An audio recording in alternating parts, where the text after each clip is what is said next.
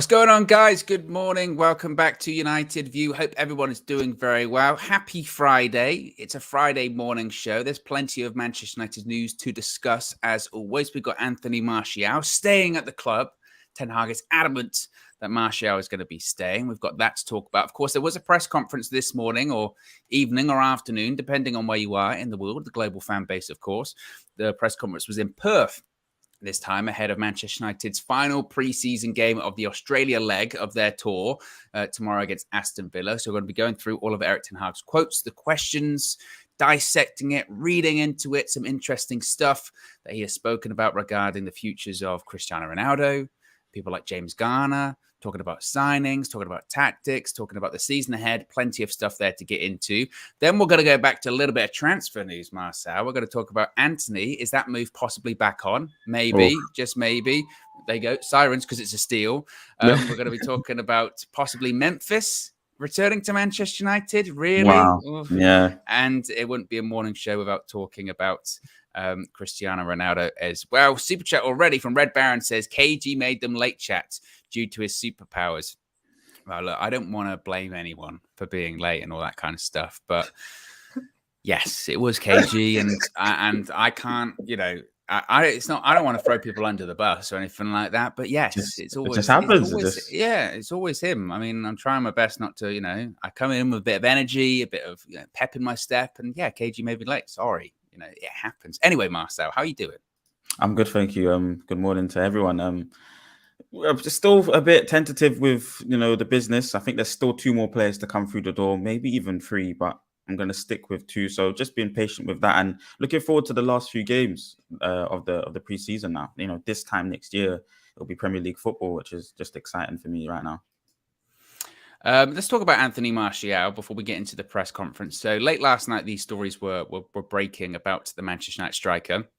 Samuel Luckers from the Manchester Evening News has said that Manchester United have decided not to sell Anthony Martial this summer.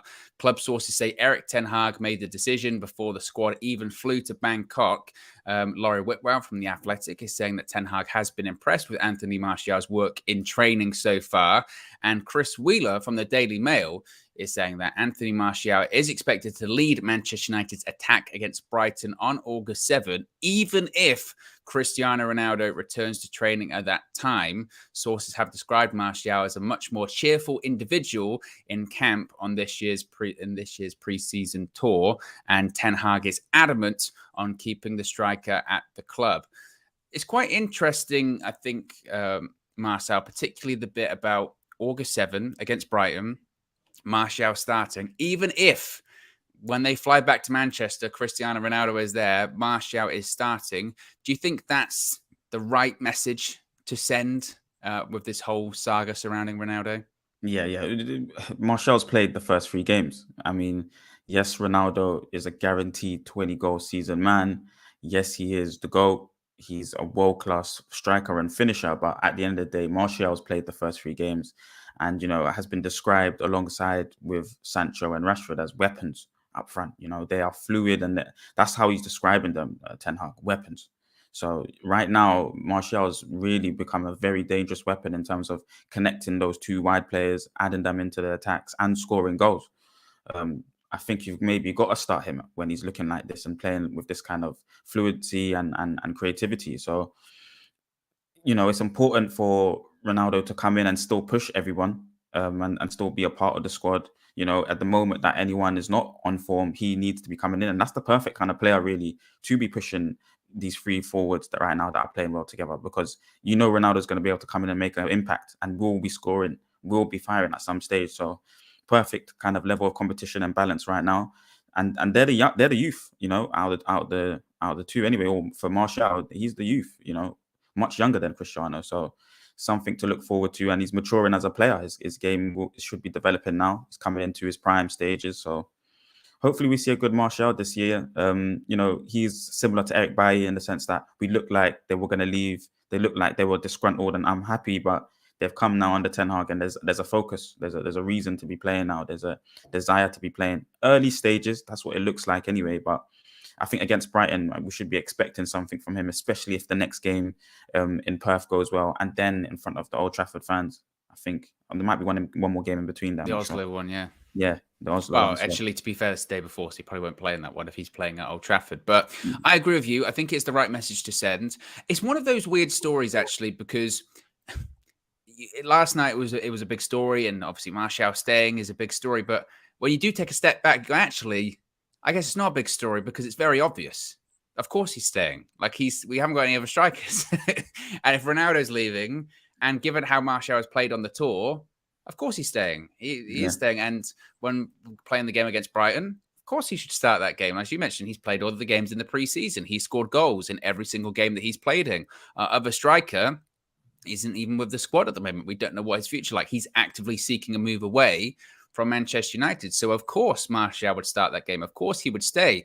I think maybe the big story in that is just the sheer turnaround from where he was just a couple of, not even months ago, weeks ago. You know, before this tour, it was, we're open for offers. Let's see if there's any offers for him. And I guess a bit like Ronaldo, the reason Anthony Martial is still at Manchester United is because when he came back from Sevilla, there were no offers for him. If there were offers on the table and Martial wanted to accept one of those offers, if there was an offer, he wouldn't be a United player at the moment. That would be the situation. So it's quite a remarkable turnaround. I, like many people, thought that when we're going into this preseason tour, Martial leading the line, you go, you know, what year is it? How many chances has he had? Yeah. And that's not to say that, you know, your preseason determines your season or defines your season at all. I think people sometimes we've got to be a bit more cautious, not get too carried away. Yes, he's played well in preseason, and I understand those people that still have reservations about him because they say, okay, so he scored a couple of goals on the preseason tour. Is he still going to score 15, 20 goals in the Premier League? Is he good enough to lead the line for Manchester United in the Premier League and spur us on to qualify for Europe in the Champions League this season? That's a question mark and a half. So I would still say there's a bit of skepticism surrounding him in terms of leading the line for the entire season. Maybe if you put Ronaldo in there and the competition comes back to him once again, how well does he play? We know what's happened when it's happened in the past when he's not the guy. Yeah. But if he can carry this kind of form into the season, then it's positive. Absolutely, yeah. Yeah. I mean, for him, you know, it's a bit similar. Like everyone's really got a clean slate, and that's playing out for us. We can see it now. You know, the way that we're playing football is different. You know, even the likes of David De Gea, and I haven't been an advocate of Martial or David De Gea, quite frankly. But if the opportunity is here, really, the opportunity is here. You shocked me, Marcel. The opportunity is here for them, Owen, to do well, and so far, so good. But like you said, can these players spur us on to achieve certain things that it's going to be anywhere between, in my opinion, 6th to 4th, hope maybe pushing 3rd if we're lucky. So, can they try drive us and be consistent throughout the season? And they've got to learn the new system. So, I don't know. Hopefully he can deliver and be consistent. And same for the likes of David De Gea. Hopefully, players can play well and be consistent, because last season that was the biggest issue. And it comes back to what we've said a million times. If the manager wants the player and the manager wants Martial to stay and he's backing Martial, you back the manager, you back the player. And it's simple as that. Yeah, 100% agree with you. I mean, that's how we have to be now in terms of supporting the team. We can't the player FC thing kind of has to dwindle away. Of course, you can have your favorites, I think, but being not favorites in David De Gea. yeah. Player FC or the opposite of Player FC, whatever that is, has to also die, Marcel. Let's not forget about that. Yeah. So all of that kind of has to go, and I will still express how I feel. I can only be true to myself, but at the core, it's definitely the manager first. Even though I might have my agendas and I don't like this player, I don't like that player. I think all of us as fans have that. But at the same time, right now, the most important thing is supporting this manager, because he's doing right things. From what we can see, early stages, it looks like we've got something that we're trying to develop on. No, I agree. Red Baron with the super chat says Martial isn't all about the goals. And also, I would say in that front three, and we are going to talk about his comments about that front three or that front four, if you include Bruno in that, because he was asked about that in the press conference. But that is, I suppose, going to be another key facet to Martial this season, is that it's not just about him scoring goals. Yes, that might be his primary function, but in that front three, it's going to be about link-up play. It's going to be about being fluid with Rashford and Sancho, and we've seen that so far. And again, whilst the decision was made before they went out on tour, certainly his performances on the tour so far would have solidified, Ten Hag's resolve to say, well, we weren't going to sell him anyway because we don't have any other strikers. But now we're really not going to sell him because look at the way he's linking up with Sancho and Rashford. Yeah, yeah. And we've seen something similar before when he was playing alongside Greenwood and Rashford before. So we've seen him link up well before, but now it looks much more mature. He's learning when to hold the play and then restart the passing combinations. Seen him even drop off into the midfield lines. His game looks a lot more mature now, and it's positive. It's very, very positive, especially from a man that I don't think was going to be prolific in the league. So hopefully it goes on for him, and this adds confidence for him being well in the league next season. This is an interesting comment from Nick. Big up Nick says, clean slate. Let's call it a positive start, but don't forget what they did to us last season. And I have seen quite a lot of this. I think it's an interesting comment, Nick. And I have mixed opinions on that. I agree that you can't just forget, what happened last season. And I don't think anyone will quickly. And make no mistake, pre-season doesn't erase what happened last season. Yeah. But also, I think we are a little bit remiss if we just dwell on it so much. Yeah. Because at this point, whilst we should remember it, and whilst we should learn from it, and we must be like, we don't want to have that ever again. At the moment, we can't change that past. We can't.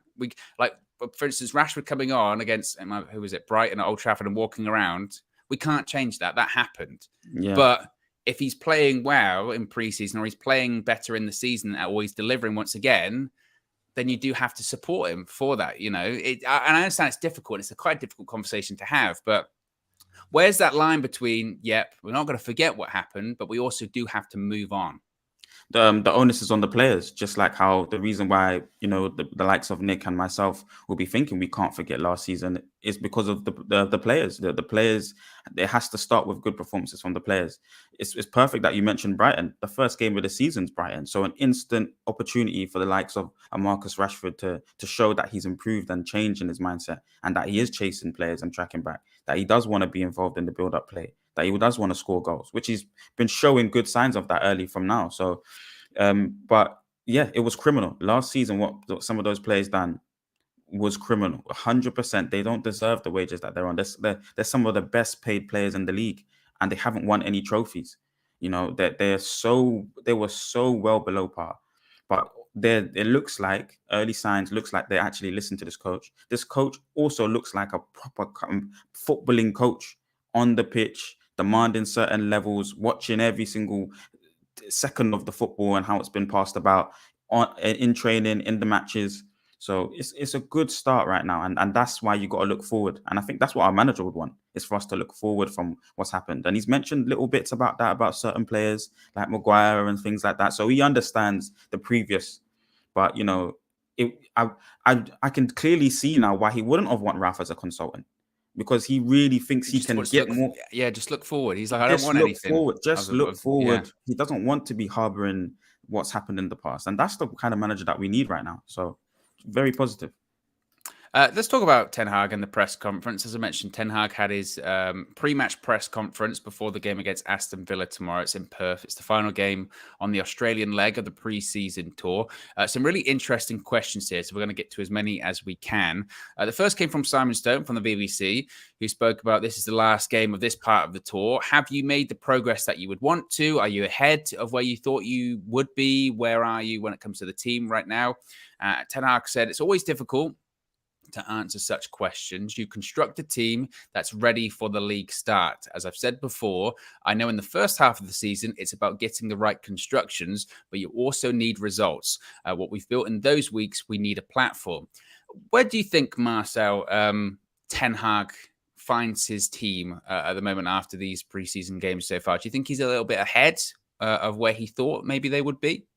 No, I think he's being very meticulous right now. He still wants more levels from these players, and I think he won't be happy. He will be happy with these results, but he won't be happy with the things that and the technical things that he's seeing throughout the game. And we've conceded goals, so there's still mistakes clearly there. And I think he's mentioned that before throughout this tour, about that, about being on the mistakes regardless of the result. So perfectionist, definitely. I think he'll want the levels to raise. I know that he believes that there should be more quality within the team, but he just wants to get the right quality. So he wants to make the steps. He wants to make steps that are going to progress us, not just steps for the sake of them. And that's an important thing. That's an important way to be, because each process will be building in the right way and in a way that he wants. And so far, when it works, it looks very good. So we just need to keep believing in what he's doing. I don't think we're anywhere near ready in terms of achieving top honors within the league, but so far so good. Yeah, I think it is, like you said. I think it's a really difficult question to answer in terms of where do you think they were. Well, they could play well in pre-season, but then we could have that first game of the season, we could lose against Brighton, and then suddenly the discussion is, oh, we're way far off where I thought we were. So it's quite a difficult one to judge that. I think he'll be pleasantly surprised or pleased, certainly, with some of the things he said. I think you would say, progressively, I think we're getting better, or I've seen certainly better performances in each game. I think the first two games, the Liverpool and the Melbourne game, were just so different games in terms of the opponent. If anything, I really liked that they were so different from each other, because they're different scenarios that you'd face in the season. You got a Liverpool side who are going to press you high up the pitch, high intensity, and we dealt with that pretty well. And you've got a Melbourne side who's going to sit back, low block, try and counter attack. And I think if we're going to play possession football, that's going to be a lot of games for us this season. And I felt we dealt with that reasonably well. The last game against Palace was more akin to like that game against Melbourne, but they were a bit more progressive. But I thought we played really well, especially at the beginning of the second half. So I think you'll be pleased with it. Again, it's not. That's when it gets into the results are what they are, and they can be building up momentum. But it's really the performances in preseason, and I think you'll be happy or pleased with the performances. Super chat from Victor says Barca just activated their third lever. Third lever. 1, 2, 3. Activate, selling a further 15% of their broadcasting rights. De Jong fading further and further away. You know what, Victor? I appreciate the contribution as always. When it comes to Barca, Marcel, at this point, maybe they'll keep De Jong, right? Maybe they will. We're going to talk about Memphis a bit, and again, it just goes back to other reports going. They still need to sell. At this point, whatever.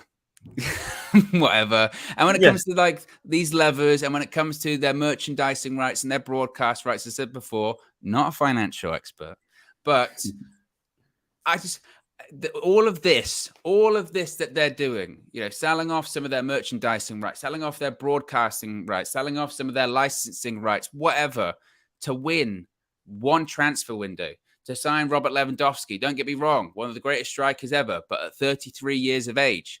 To win in the short term, sacking off your long term. And I understand they needed it, these levers, some real quick, financial. We needed to get some money, just not to sign players, but just to actually, the club not going bust. I get that. But now once you start getting into third and fourth levers, just to be like, oh, we just want to keep these players, that just seems very short-termism to me. I don't see the longevity in that, but that might just be me. Yeah, well, I think they're backing or the fact that in the future maybe they'll be in a stronger position in terms of quality of players, maybe the youth system, making even more fantastic talents that they usually do. But like you said, they've basically mortgaged their future, and in terms of it's going to be a lot less money coming in now for many a year. It's not a huge chunk maybe of their overall income, but I think they've got like a lot of money now. It was 1.1 billion or something, an astronomical number. And with the second lever, they've recuperated money, and then again with the third. But I feel like they still would have to sell. I think it's an interesting way for that Victor looks at it. I still believe that a signing could be made. It's just taken too long. I mean, at the beginning of all this, we were saying, when would our cutoff points be? When would our cutoff points be for as a community? And Faz had said something, Flex had mentioned, KG had mentioned. All of us had an idea of when would our point be. Like, is this taking too long now? This is taking too long. We need to move on at this point. But the fact remains is that the window's still open, so it's still possible that this can get done, and we have to be patient with it. But it's just taking too long. A bigger club maybe goes in and just pays the money, sorts it out because they want the player and the manager needs the player. If it's a priority signing, you got to act and behave as though it's a priority. But we'll see what happens. I just think with the Barcelona thing, like I said before, after this year, and it's funny that we're linked with another Barca player in Memphis, and we will talk about that in a bit. I have no interest in negotiating with Barca again or just being involved in the saga that is Barcelona. I almost sympathise with Barcelona fans. Can you imagine the stress they must go through? Clubs going out of business, signing players, this financial lever, this one, this like, oh my goodness, that is just crazy. It's crazy, and I just think and it will happen this time next year when they're having the same conversation about, well, they need to find some money to register players, or certain players need to take pay cuts, or if it doesn't happen next year because their levers have worked, but in 5 years they're going, we're not making as much money because the money we are making is going to other people. What do we do now? Like, it just. Or I wouldn't be shocked if, come in a couple of years' time, they'll go, oh, there were some real irregularities about Barcelona and how they did this. And everyone will be like, yeah, we know. Like, everyone at the time was saying that. Saying it. Yeah. It's wild.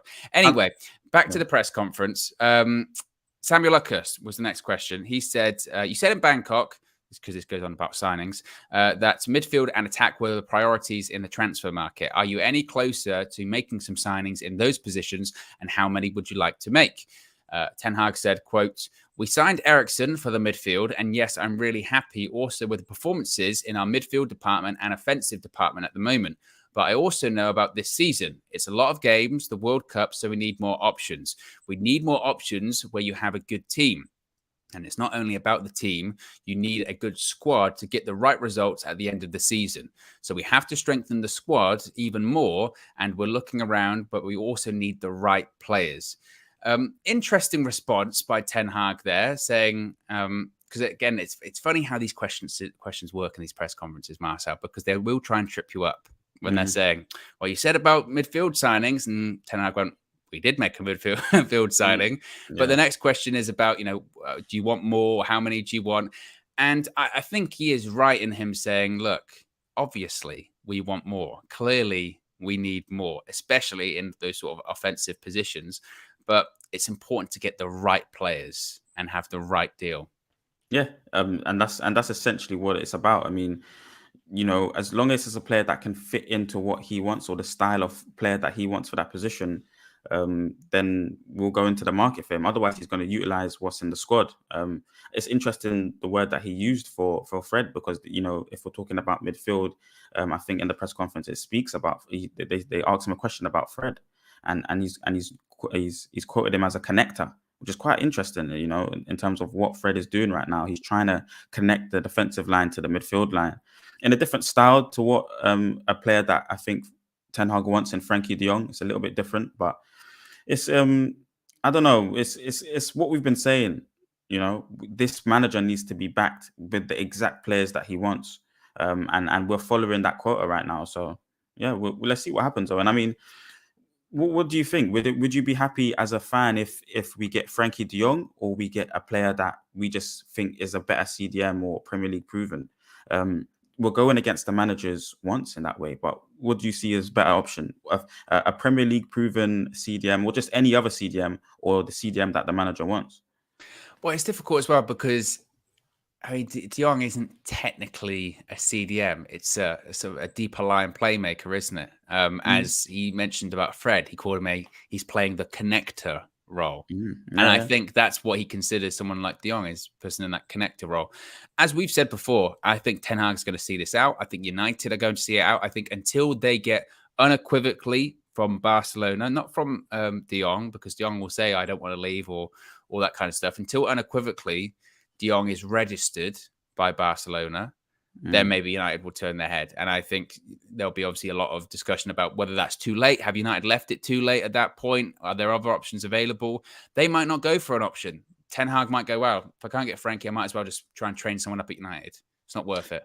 We'll spend it on someone else. We'll put that money into Anthony. We've got 80 million. We've already agreed to spend 80 million on De Jong. Maybe that money gets moved around somewhere else. Maybe it goes into a striker. I don't know. But unfortunately, this De Jong thing, when it comes to the midfield signings, as he spoke about. And I do think that he hopes also to make an offensive signing. He said it clearly. We are going to talk about Antony in a bit. United's business isn't done. Clearly, it's not done in this transfer window, I don't think. Yeah, and that's the main point that I would like to take from that is that the business won't be done, and that's what I'm most happy about, because we need higher quality players. You know, the drop off from this first team that we kind of are molding here in the style of Ten Hag. You know, the drop off from the quality of the bench is not really there. Obviously, Eriksen's adding to that, Donny's adding to that, but we need, like you said, a player in the forward line. You know, when I think about Frankie de Jong, the player that I think of, and he's retired now, he doesn't play anymore, I think, is Moussa Dembele for Spurs. You know, how he carries the ball, drives through the thirds, very strong, protecting the ball. So I know that style of play can work in the Premier League. It's just, let me see how it's going to be implemented under Ten Hag. We need to look at somebody else. I mean, we've got the future in Zidane Iqbal, who can play, I think, in that ilk. Maybe even Ghana can do the makeshift CDM role, and Fred. So maybe, like you said, you don't go into the market for the CDM because you've got makeshift players that can do it as well. Even Martinez. Difficult. It would be something that Ten Hag would have to learn, because we've clearly seen from even last season we need a CDM. So that would have to be something that Ten Hag, obviously, you know, we allow him to make the mistake or understand for himself. But as long as we can get two more players in, I think it definitely has to be a midfield. That was our biggest issue. You know, we've been speaking about so many issues for the team throughout this whole pre-season transfer window. But, you know, that midfield needs another addition. Super chat from Trey says, Barca in the mud. They'll be moving like Venezia with bringing in revenue with fresh kits. It's funny. They're almost like playing into it a bit as well, Barcelona, because have you seen some of like the announcements and stuff they've been doing on social media? They are the most lowest budget announcements you've seen in your life. The Dembele one was the one on the whiteboard where it said Dembele 2022, and he just sort of wiped it out and put 24 or whatever. The Robert Lewandowski one was just filmed on an iPhone on a beach. He's standing on like next to a beach hut. The wind is blowing. So, you know, when you've got your camera out, but it's going, yeah, you can hear like it. That. Yeah, with that. And he's like, oh, I'm here. And you go, okay. And then another one, they've taken a picture of Lewandowski, like on Snapchat, but they've just put a load of heart emojis around it. They can't afford proper marketing right now. Yeah, maybe. You know, they've levered it off. Someone else has got that money for the marketing. I don't know. Back to the press conference. Next was a question from an Australian journalist. This is the thing. This did tickle me, because so they asked a couple of questions and they went, anyone from Australia? And an Australian journalist obviously got caught very cold on this. So he went, I mean, what do you think of Perth? And then I was like, yeah, it's great. You know, spoke about the tourism, spoke about there being a sports culture in Australia, and we've got a great Australian following here just for the channel alone. Yeah, but it was that did tickle me, that one. What do you think of Perth? Yeah, it's great. We'll go on to the next one from Simon Peach, who asked about some of the younger players in the squad on tour, specifically Garnacho. Will they get a run out tomorrow? He was then also asked, what about Harry Maguire? Were you impressed by how Maguire reacted to the negative reception he got in Melbourne in the last game? So in response to the first question, he said, quote, we don't have a lot of time. We have to be ready for August 7. The squad here is defined in generations. We have experienced players, but we also wanted to give some young talents a chance while they deserved it to be here. I cannot give all young players the chance they maybe deserve, but because we have to construct a team. I see them daily in training, so I get a really good impression from them. We can develop them by good plans. Not all youngsters have gained minutes, but I have to set priorities. But in the future, they will play an important role, I think, for building Manchester United. When talking about Maguire, he said, quote, we heard them, but if you perform, it slows down. I think he and the team impressed by the way they played. Let's take that last bit first with Maguire. Yeah. What did you think of that response by Ten Hag? Basically said, yeah, we heard the boos for him, but the way you stop the boos is by playing well. If you play well, people tend to shut up. Yeah, serious and honest response. Perfect. I really was impressed by that. You know, a lot of little things that I've seen in the presses. You know, the one with Rashford. I liked how that one was conducted, and similar response here just shows that he knows that the players have to take responsibility of what happens on the pitch. You know, the likes of Scott McTominay's clearly showed us that, you know, he's given clear instructions. So if you're not really performing with these clear instructions, you need to up your game. And if the fans are not happy with how your game's performing, you need to go out there and deliver performances. I've always been an advocate of playing out of bad form. So, you know, if he needs to go and do that now, especially if the manager, which is the most poignant point, if the manager's backing him, then he has to go and deliver. I think he will get. It's going to be really interesting. I think you know, the goal that we conceded in the Melbourne was the counter attack, and I think that might be something, like you was mentioning, Owen, that will be something that we'll see a lot throughout the season. And to have Maguire in there, I think, is a big risk again, but he will learn from that. I think we suffered in terms of playing out from the back, from the halfway line in that game as well. And then Fred had to come in to the defensive line and be the connector in that game to add more bodies in the defensive line so that we could get the passes going from left to right quicker. So again, you know, Maguire being part of that midfield, that centre back too, the ball was a bit pedestrian, a bit slow. So these are things that I think Ten Hag will, you know, will slowly find out. But very, very good response, because, you know, he's the captain of the side. It's on him to start delivering and producing these performances. I don't think I would like to hope that he will make it, but I don't think he has the qualities, unfortunately, to play in this team. No, I agree. I thought it was a good answer by Ten Hag going, yeah, I heard the boos. But if you play well, people won't boo you. And it's true, you know, and that's arguably that's where it stems from anyway. You know, you could argue there's people booing him because they don't think Harry Maguire's good enough. Good enough. So if he's had those conversations with Maguire, he would just say, just play well. If you play well, people won't boo. And it's true. They won't. You know, if you win games, people won't be booing as much. When it came to the youth, the younger players, again, I thought he gave a really good answer with that when he said, ideally, they'd all get minutes, but we're very limited on time. The first game's on the 7th of August. That's a couple of weeks away. We just don't have the time, you know, to play everyone that we would want. And some players are so young that they're going to be going out on loan. And in the future, we'll get a closer look at them. And they are part of the plans, just not part of the plans right now. Not everyone can play, especially when you're a young player. So I thought he handled those questions very well. Next question was from Andy Mitten, asked about Fred, the type of player he is. And as you mentioned, Marcel, the terminology of the role that he's using at the moment or being played in was quite interesting. Ten Hag said, quote, in the moment, he is playing in the role as connector, defending to offense. He's playing the role quite well. I am satisfied with his performance, with his improvement. I think he can be even better. He also brings energy in the team by his attitude. Would you agree with that, saying that he's doing that connector role fine at the moment, considering that is clearly the role that would be for a Frenkie de Jong? If we don't get him, is it going to be Fred in that role?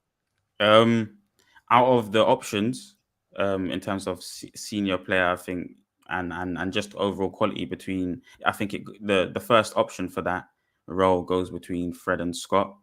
And I think Fred is more competent at, covers more ground well. But, you know, I think they both have their use in terms of being part of the squad. It's going to have to be so on makeshift, of course, you know, if you don't get Frenkie de Jong, unless we've got the clear other targets like the Ruben Neveses, like, you know, the Tielemans and that kind of thing. So I think Fred's been playing well so far. I would like to see him maybe partner the Frenkie de Jong or whoever it will be.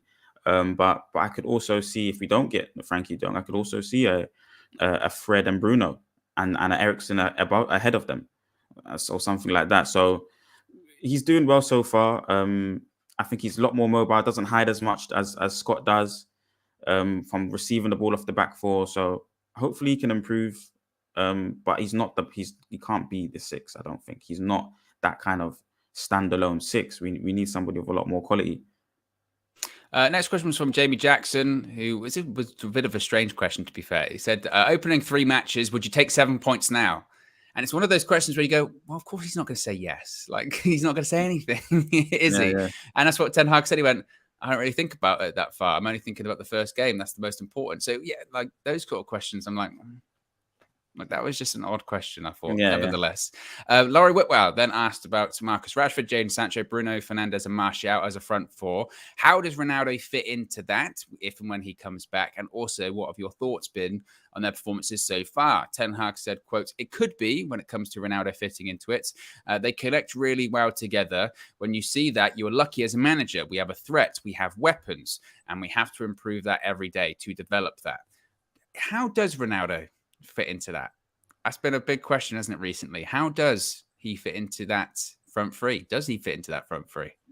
I speak to so many United fans, and it's like he's a 20 goal a season man. How can a 20 goals per season guaranteed not fit into that kind of system? I mean, I think he would definitely be a player that can play under Ten Hag. He will get bags more goals than what he did get last season. But then, even at the same breath, I've just seen the most fluid football in a long time with these front three players. So he's gonna have to, it's a case of, and this is healthy competition, and this is how it should be. When you look back to the times of Andy Cole, Dwight York, Teddy Sheringham, and Ollie, those are four goal scorers there. So it's and there's only two places. So it's whoever's on form for me, they have to start. Right now, it's been consistent with the likes of Martial and Rashford and Sancho, so we'll keep that. But I think he's gonna have to hold bench. He's gonna have to sit on the bench, and then as the moment somebody's not playing well, it's the opportunity for Cristiano Ronaldo to step in. The follow-up question there from David McDonald was then, is there any clearer indication as to when Cristiano Ronaldo will be returning? And Ten Hag very bluntly said, same as last week, no. And then the follow-up to that was, well, are there any concerns that Ronaldo is not back yet and how he's going to integrate into the squad? And Ten Hag, I thought, was quite honest here when he said, of course, but concerning maybe isn't the right word. I focus on the players who are there. They are doing really well. They're in good shape. I prefer to develop that. I cannot wait for him to come in. Then we'll integrate him. So I thought that was quite shrewd by Ten Hag, how he said that, of saying, well, obviously, it's ideally you'd want him here. Of course, you would want him here with the squad, and he will be inevitably a little bit behind. But I still can't wait for him to come back, and we expect him to come back, and we'll integrate him. So, what else is he going to say, Marcel? Right? What else is he going to say to that? Yeah, he's playing it smart. I mean, I'm still in my mind if Ten Hag could choose any striker, I just don't think it would be Ronaldo at this age. There's no future in having Cristiano. But because you've got him, he's guaranteed goals. You have to just utilize him sparingly. And he must know now at this age, you can't be playing every single game week. You're not going to be playing Thursday, Saturday, Thursday, Sunday. You need to be balanced with your approach and your mindset towards this team. A lot of time we've been speaking about team, or Ten Hag's been speaking about team and the importance of building a team and a squad. So I think Ronaldo will accept that and fit into that, especially there's not been any offers for him. So he must be able to come back, maybe a slightly bit humbled, hopefully, and he would have to be a part of the rotation. And there's going to be another player as well fighting. I mean, he's going to be the striker. I don't think he'll play in the wide areas. But, there needs to be another addition anyway as well. So it'll be him and somebody else vying for first team spots. We've got nearly 1,300 people watching, less than 300 likes, Marcel. 300 likes. It's Friday. Let your hair down. Click the like button, and then relax. It's nearly the weekend. So if you haven't already, be sure to smash a like on the like button. Be sure to subscribe, bottom right-hand corner. You can also join the UV Members Club by clicking the link in the video description. It's also the pinned comment in the live chat as well. You get your badges, emojis, and exclusive members-only video content there as well. Next question was from Paul Hurst, asking once again about the academy players on tour, saying, are they up to Premier League standard and will they be able to help out this season? Ten Hag said, quote, I think they do well. I also know the standards of the Premier League and European football are really high. Are they ready to take the responsibility to contribute? Are they conscious of bad situations? That is what I have to approve. They have potential. And I felt that was quite interesting as well, Marcel, of him saying that, some might be. I don't know. That's the whole point of being potential, isn't it? You always have to have that mix of experience and, a lack thereof of experience. But sometimes as fans, we also have to be cautious ourselves, don't we? That we don't get carried away when we see young players that do have potential, because some of those players that are in the United squad at the moment, people like Charlie Savage and Zidane Iqbal, they've had great pre-season tours. Are they ready, though, for a full season of Premier League football? Probably not. But there is definitely something there. Yeah, so 100% agree with you. I mean, they're young players. Their careers are still developing. It's a big gamble to push them out into the first team straight away. They need to be into a good environment, a good squad environment, playing well, and that makes the process of them becoming first team players a lot easier. I don't know. I think I think one or two of them could be ready, or one or two of them had looks at the first team last season, and Hannibal. So maybe he comes on a bit strong next season. I mean, who do you think would have the breakthrough season next season out of the young players? In a previous year, I would have said someone like Garnacho, but then he's not playing. So I wouldn't Yeah, even be shocked if he goes out on loan, to be honest with you. That is a really good question. I don't know. I don't know how many young players we're really going to see, actually. Let's be honest. Out of those sort of academy players, I would all think, if anything, they're how impressive people like Savage and Zidane have been on tour almost should be enough for them to be like, actually, we should loan them out. Like they're not far off, actually. yeah. Maybe someone like James Garner. We're going to talk about him in a second because there was a question about him. Maybe someone like that. Maybe it's someone we haven't seen yet. I don't know. Yeah. No, I agree with you. I mean, because the wide players, Chong doesn't look ready. Ahmad doesn't look ready. Facundo potentially. Ethan Laird don't look ready. It's gonna be Zidane, Iqbal for me. Give him a go because with Charlie Savage, you got maybe similar kind of type in the sense, or Scott's there and Fred's there. Dynamic, physical, can just play the simple pass. Whereas I think Zidane, you can trust maybe to carry the ball for you a bit more. So maybe him and Hannibal, but Hannibal's position is just stacked in the 10. He's a fantastic player, but it's stacked there in that 10 position. So I think we do see James Garner as well. I think we do see him. It's just unfortunately he's been injured, I believe.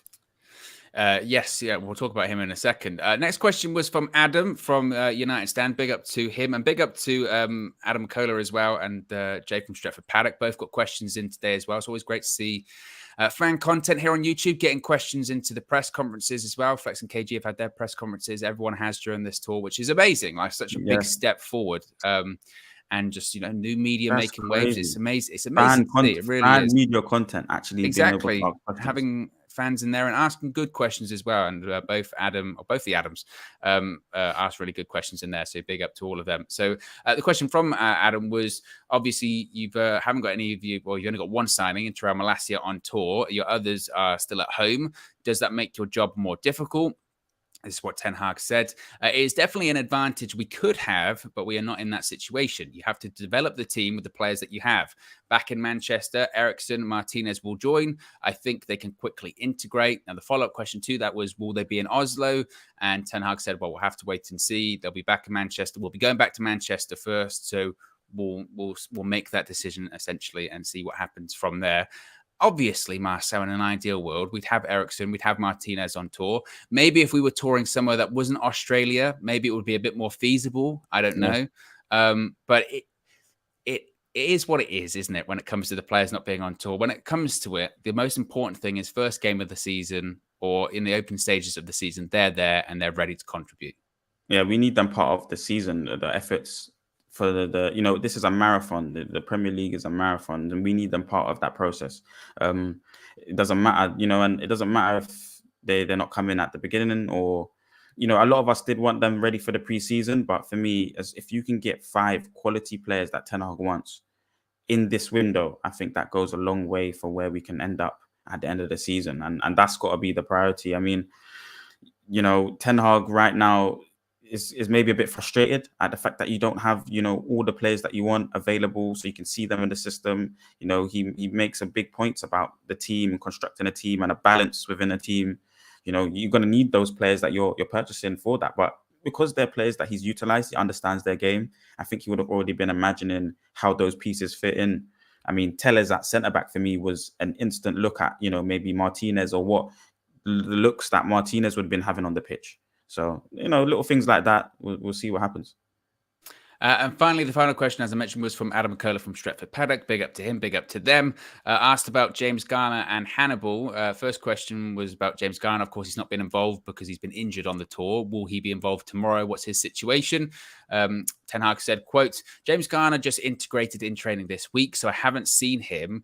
I don't have, let's say, a full impression for him. I want to see more, then I can answer the question and we will make conclusions and decisions. That was in reference to, is he going to be going back out on loan? Of course, he was at Forest last year. Could he be joining Jesse at Forest as well? Yeah, what a strange move. What a strange move that is, the Jesse Lingard one. That is so... I really did see that one coming, it must be said. And it's an odd one-year deal. I don't know. His career's really tailed off. but he's It still. isn't. It's an odd one. It It's still a feels like he's strange one. 25, 26 sometimes. But he's not. He's not. He's 30. He's 30, Yeah. and I don't know. I thought as well, he was so frustrated he didn't make the Euro squad because he went on loan to West Ham halfway through the season. Was he there the full season? He might have made the Euro squad, but Yeah. no disrespect to Forest, but even if he plays a full season at Forest and they might struggle because they've just been promoted through the playoffs, is he going to make the England World Cup squad because of that? I don't know. It just seems a bit strange to me, Nah. He has to kind of replicate that West Ham form for a whole season for him to get anywhere near that. JTP is saying maybe family reasons. I did see that them saying maybe it's closer to home. I get that too.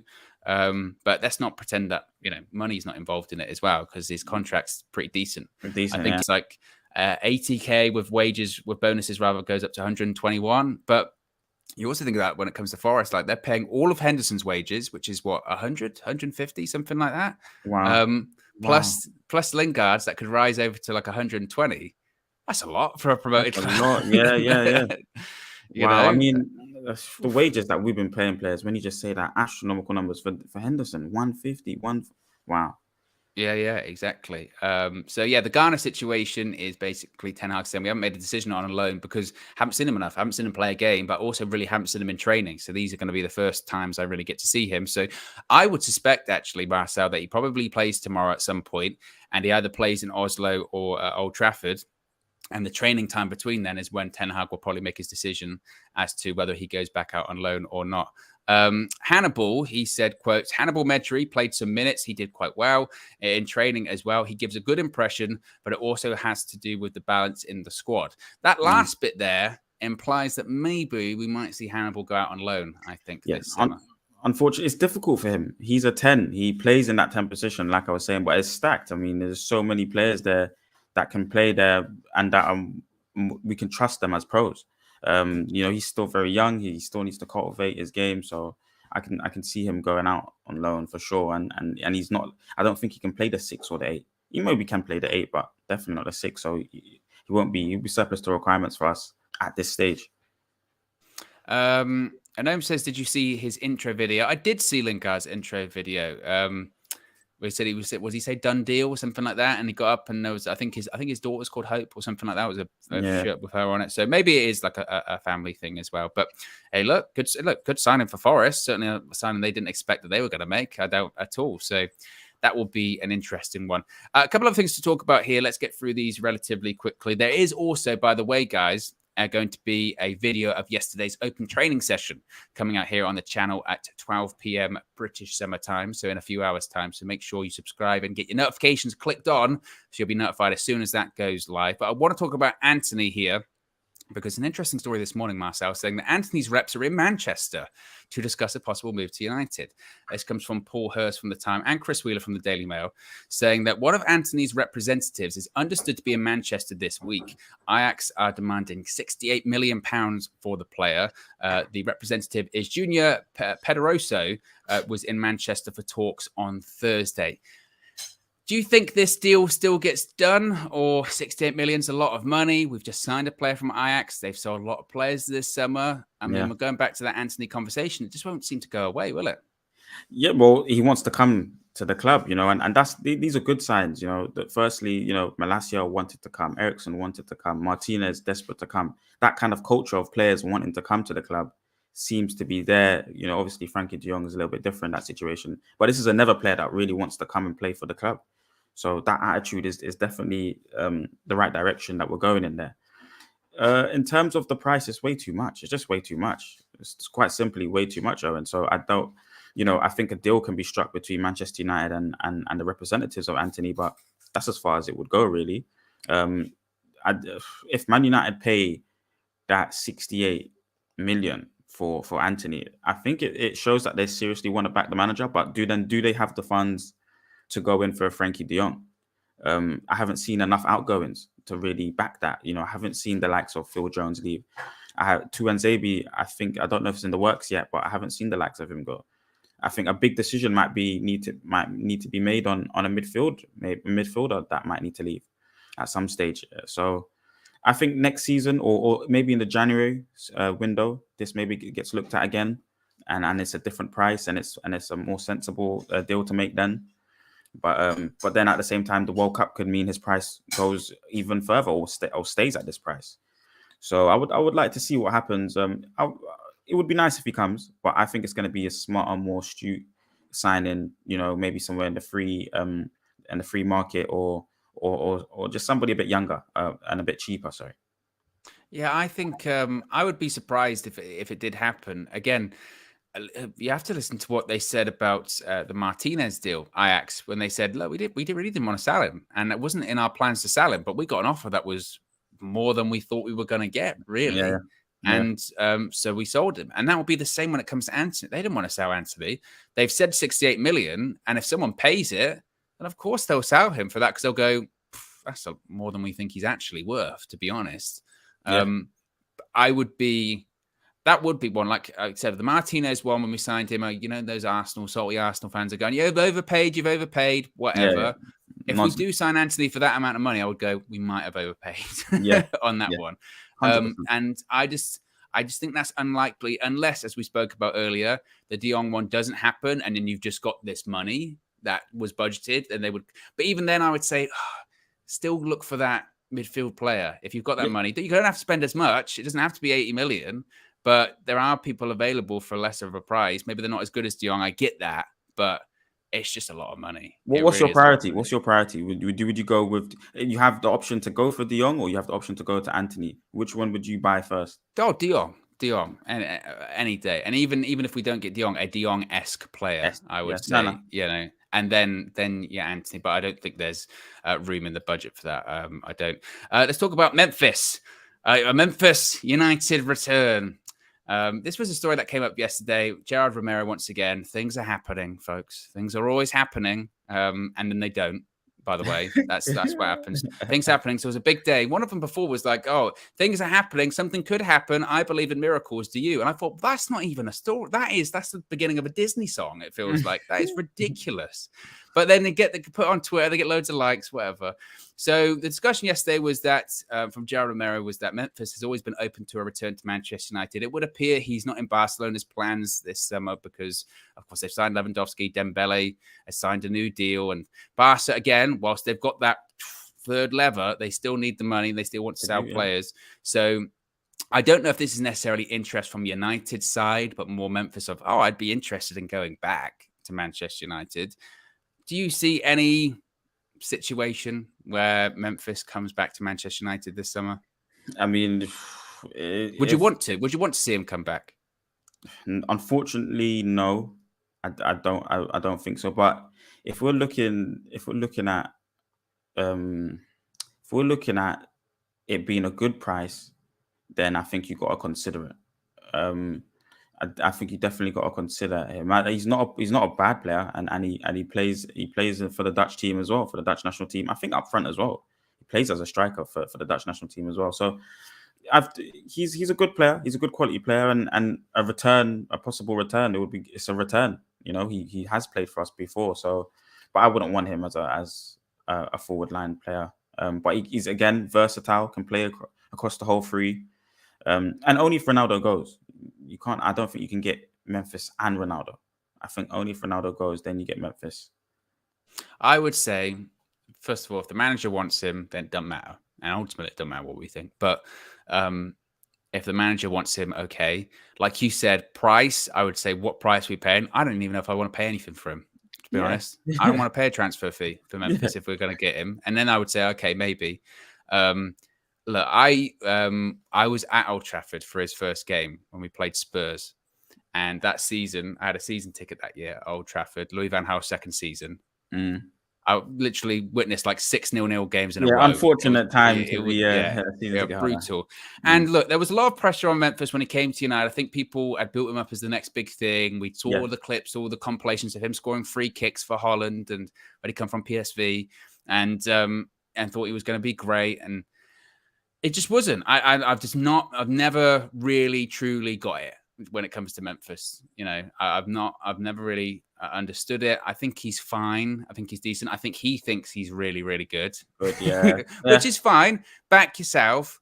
But I don't know. I think we saw what what he was. And maybe he didn't have the best opportunities at United. Fine. And it was Jose that came in after him, and Jose didn't fancy him. But even you can say what happens with players when they leave United by what club they go to and do they succeed there. He went to Lyon and he did fine, but it wasn't like standout. It wasn't amazing. He scored good goals for Lyon, but in an average Lyon side, again, if it was a free transfer and he went, well, he adds something to our options, fine. We need options across the line. I would be, want to see what the wages look like again. Yeah. All these things. But yeah, no, that's not for me. Gabe Fanatic says, how do you even negotiate as Man United for defenders when the selling club can turn around and point to Maguire and Wan-Bissaka deals? Well, once you start comparing, people to some of our old deals, that's when, you don't. It doesn't look great. You compare anything to the Harry Maguire deal, it doesn't look great. We got to end up taking a loss on that. At some stage, a manager, the board have to be brave and take a loss on the likes of Maguire and Wan-Bissaka, to be honest with you. Yeah, exactly. But look, some people in the chat are back in Memphis saying Barcelona top goal scorer last season, but again, that wasn't in the best Barcelona side, Yeah, a lot of people are saying, and he's automatically been displaced by Lewandowski, Yeah, but that's not hard, is it? The Lewandowski, but then here you go. Malik says that Depay isn't it. It divides opinion. Again, it's not for me. I think we tried it. It didn't work out. I'm not on the Memphis hype, unfortunately. Finally, going to talk about Ronaldo very, very, very briefly. It was reported in L'Equipe, of course, French outlet yesterday, that Cristiano Ronaldo will either move to Atletico Madrid or stay at Manchester United. However, the latter is unlikely because of how George Mendes would interpret having been unable to find his client a Champions League club. Basically saying it's Atleti or bust. But if it is bust, then George Mendes is going to be dealing with a very unhappy Ronaldo because Ronaldo told him, find me a Champions League club, and he couldn't. I've said this before as well, Marcel. Do you see Ronaldo at Atletico Madrid? I just can't wrap my head around that one. That seems really off to me. Imagine that. Imagine you want to leave Manchester United that badly to go and play at the biggest, the team that you actually want to play for, Real Madrid, and their rivals, just for Champions League football. And for maybe one season, you want to just completely destroy your legacy at Real Madrid, where you are the guy, the greatest goal scorer ever in Real Madrid history. No one's even close to you, and you're willing to go there just to Atletico for one season because you want to play in the Champions League. And with Luis Suarez as well. I don't know. Suarez is gone, isn't he? Suarez is gone now. He's going to be. Yeah, he's gone. Yeah, he's be playing just for him and João Felix. Yeah. But again, this is why I don't get it too. Is that you talk about people saying, "Oh, just Ronaldo fit in Ten Hag's system." You think Cristiano Ronaldo in the Champions League, away leg in a knockout tie or whatever, is going to shit house a 1-0 victory? Nah. No way. I could see him getting involved in maybe some of the antics, getting all fired up. That's Ronaldo all day, but I don't know. But that maybe really points to where his career is. He wants a partner up front. You're going to get that. You want the game to play for you. They're going to be looking to you because they're a counter-attacking based team and you're going to be finishing all the chances. So maybe it suits him, maybe not to be involved in too much of the defending. You got Correa as well there, very industrial player to support you. And then you just finish the chances. I think also as well, they've got, again, it's the La Liga salary cap, which is unique for every club, depending on how much money they've made and lost and all that kind of stuff. Like Atleti, they've still got lots of big players in the contracts. Even they would be going, we'd have to move a couple of players on. We've got to shift some things around to make that work. It's not simple that. Yeah, but I like the style of play. I think at that age, I think it makes sense. Really? They're gonna be playing to you. Yeah, they're gonna be playing to you. They're just gonna be playing to you now, and all the chances go through that top two, those two strikers. Does he like to play that style of football? No, I think we were playing counter-attacking based, and as soon as Ronaldo came in, it had to change. Oli couldn't construct a team that could play on the halfway line, that can play counter-attacking football, front foot first.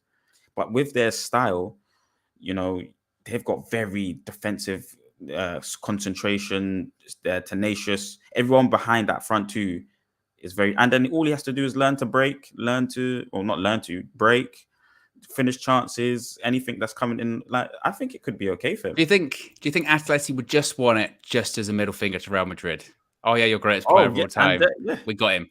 Yeah, and if they can get that man Simeone, if they can get a league title or some sort of trophies as well, while Ronaldo's there, because that's what Ronaldo's going to be wanting, and maybe the motivation of being sold by Real Madrid and having to leave Real Madrid, maybe that's a motivational factor for him. But listen, the fact that we're even still, whether he wants to leave and stuff, I just think it's getting disrespectful to our club now. He needs to either be with us or leave, and that's where I'm at with him and this whole situation with him. Yeah, I find it's wild, really Yeah, wild. Nevertheless, we'll see if that happens. We'll see what happens when it comes to the Ronaldo stuff. I'm sure we'll talk about him again, folks, yeah, at some point in this window, because the Ronaldo situation doesn't appear to be going away anytime soon. So be sure to smash a like on the like button, guys. Be sure to subscribe, bottom right-hand corner. As I mentioned, there will be a video coming out at midday, 12 p.m. British summertime, video from the open training session in Perth yesterday. The production levels that Josh is bringing. So it's certainly going to be amazing. Anyway, guys, we're out of it. Have a great Friday. We'll speak to you again soon. Peace.